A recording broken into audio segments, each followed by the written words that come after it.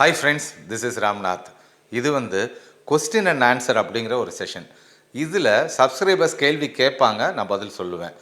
ஒன்றொன்றும் வித்தியாசமான கேள்விகள், உங்களுக்கு ரொம்ப பயனுள்ள பதில்கள். இன்றைக்கி யார் என்ன கேள்வி கேட்டிருக்கான்னு இப்போ பார்த்துருவோம். வணக்கம் ராம்நாத் சார், நான் சக்திவேல் ஃப்ரம் பெங்களூர்லேருந்து பேசுகிறேன். நான் உங்களோட எஸ்எம்எஸ் குரூப் 2ல் இருக்கேன்.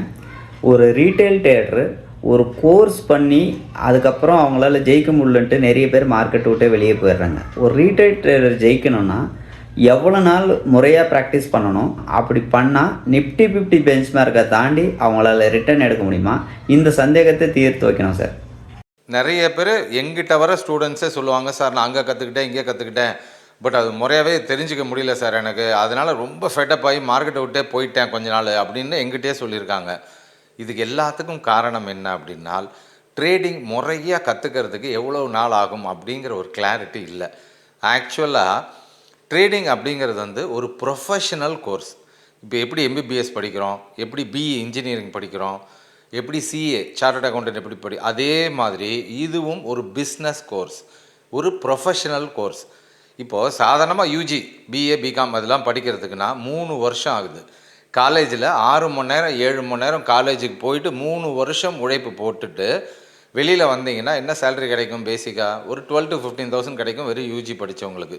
இது தெரிஞ்சதுனால ஓகே, எப்படியும் வேலை கிடச்சிட்டா ஒரு 12 to 15 ரூபா சம்பளம் கிடச்சிரும்ன்ற கேரண்டியில் அதை படிச்சுட்டு இருக்கோம். ஆனால் ட்ரேடிங்கை பொறுத்த வரைக்கும் இதை முறையாக சொல்லி கொடுக்கறது அப்படிங்கிறது ரொம்ப ரொம்ப கம்மி.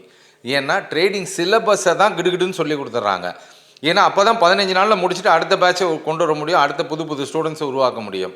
ஆனால் இப்போ என்ன எக்ஸாம்பிளை வச்சுக்கிட்டிங்கன்னா 3 மாதம் தியரி கோர்ஸு.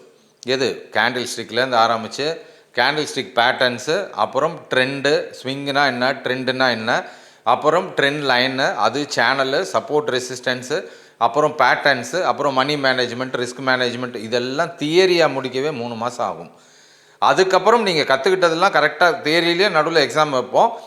அதுக்கப்புறம் ப்ராக்டிகல்ஸ், லைவ் மார்க்கெட்டில் நீங்கள் கற்றுக்கிட்டதெல்லாம் லைவ் மார்க்கெட்டில் பண்ணி பார்க்கணும். இவ்வளோ ப்ரொஃபஷனலாக கற்றுக்கும்போது டெஃபினட்டாக ரொம்ப சக்ஸஸ்ஃபுல்லாக இருக்குன்னு என் ஸ்டூடெண்ட்ஸே சொல்கிறாங்க. ரியலாகவும் பண்ண முடியும்.